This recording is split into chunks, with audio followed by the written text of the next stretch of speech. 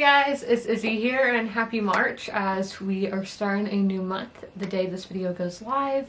But today we are going to talk about Euphoria. So the most recent season 2 ended the day before the day before I'm filming this. So if you've been living under a rock, then you probably have no idea what I'm talking about. So Euphoria is a show on HBO about the high school experience. I really think it showcases addiction and, in my personal opinion, what the biggest problem is in America is mental health and people with mental health issues not getting the care and support that they need, and that often leads to addiction, which can lead to a whole other problems, homelessness, crime, a ton of things. So I really think this show does a good job at showcasing that. But today I am going to be showing you 3 books that I think if you like Euphoria, you should pick up these books. Now these are pretty well-known books, but still, I know a lot of people who watch TV don't read that often. But there are a few people like me who I do watch TV and I do read. But if you need something to get you through this time that we won't have any new episodes of Euphoria, maybe you should pick up these books. Let's get into the video.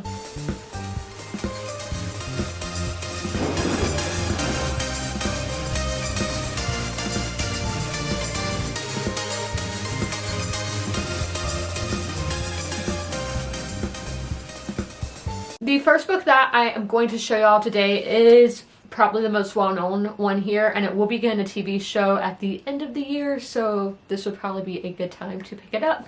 And that is Daisy Jones and the Six by Taylor Jenkins Reid. I've read this book on my channel 2 times now. It's one of my all-time favorite books.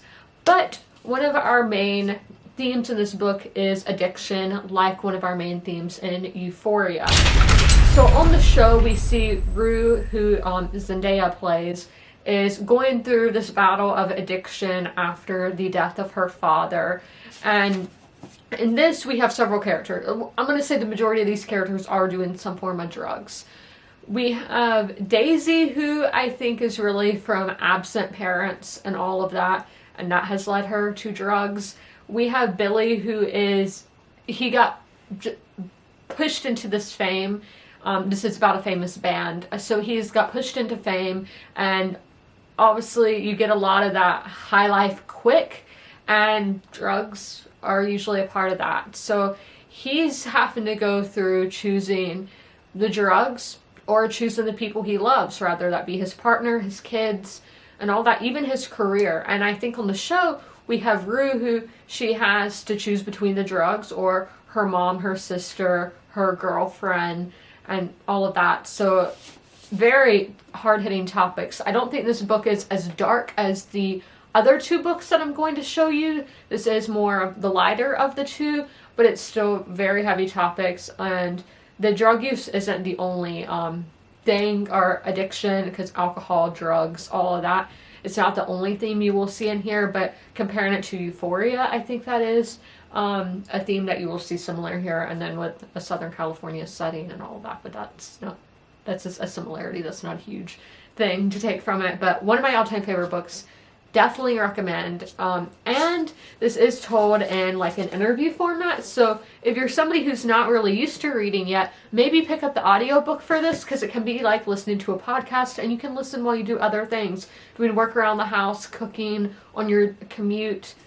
You can listen and still get that full experience. So I've read it physically once, and then I've done the audiobook once. So I do think both ways are great, because you can see that someone's are in notes. But the interview format, that is pretty quick to read, so it will be a quick read either way. The next book we have is a contemporary, where that one is historical fiction because it is in like the 60s and 70s. But this one, it starts in like the 90s, I'm going to say, and goes to modern day. This one I think is a real big mental health book, and that is Ask Again Yes by Mary Beth Keane. I've only read this book once. I read it last year. But it was very impactful, and I do think about this book a lot, and that's always a good thing. That's why I think authors you want to think about what you're reading, and you don't want your book to be forgettable. So on Euphoria, a lot of these characters do have mental issues. I'm not going to go diagnose them because I don't think that is right. I am not the creator of these characters, so I don't feel like it's my place to put diagnoses, I don't know what the plural is. I don't want to diagnose characters that I did not create. So, in this book, I think it really shows what trauma can do to the person committing the trauma, like, is putting the trauma on other people. In this case, it's a mother shoots her neighbor, and the neighbor's son is friends with her son. One's a daughter, my bad. One's a daughter, one's a son. But they're close friends, and the mom shoots the girl's dad. Which different families, but you know, the woman shoots the man next door. Obviously, that's going to add a ton of trauma on the kids, everybody involved, because a shooting's a shooting. It's pretty bad. So the trauma it shows on the people who inflict the crime. It is a crime. I don't know why I did quotes. And then the people around you and how that can play out. This is one of the best books on mental health that I have read for diving into, like, I can't tell you the representation for, like, bipolar disorder and that. I can't tell you if that is well represented, as I do not struggle from that. But from the anxiety points and all, I thought this was a really good book for that. And I'm sorry, people were talking outside and I can't do anything about my neighbors. So, or I don't know if they're my neighbors, they may be workers, but you know what I mean. I can't do anything about that. But I do really recommend this book, and I really think of Nate personally when I think of this book, because it is the trauma that his dad caused him, and I think probably his mom in a way too, but just the trauma that a parent can cause to a child, I think that is very evident in this book. Now, the next book I have is another popular book, and it does have a Hulu show, so you can definitely check out this show if you haven't seen it yet.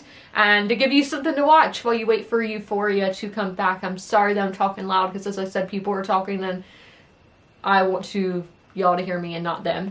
So Little Fires Everywhere is by Celeste Ning. So we do have a lot of representation in this book for race, different races and all. I feel like these two books are pretty white, to be honest with y'all, but this one we do have a lot of representation. So this takes place in the 90s outside of Cleveland, and this is like a very like picture perfect neighborhood. Everything looks good on the outside, but once you go into the inside, not so much. And I think that can probably be said for a lot of people in Euphoria. I think back to the Jacobs family when they won like that chili contest for their chili being like the best chili at the fair. Like, they're getting their pictures taken and everybody's coming around giving them applause. They look like the perfect family, but inside they're not. And I think that can just be for a lot of families, probably most families. This one I don't think is really for mental health or addiction representation, but I think it's really just about the human experience. And I just see a lot of similarities. One character in here who is like the older sister in one family in the Richardson family really reminds me of Sydney Sweeney's character of Cassie. They go through a lot of the same things of being dependent on other people, having to have a man love you, and just some other things I'm not going to go into because spoilers for the show and the book, but those characters remind me a lot of each other. But these are the 3 books that I think you should read if you want something to do while you wait for the next Euphoria season. I think these books talk about a lot of the common themes that you see on the show. And 2 of these books have shows for themselves, so you can definitely watch those while you wait for Euphoria to come back. But I hope you guys enjoyed this video. And as always, comment, rate, and subscribe. And I'll see you in the next one. Bye!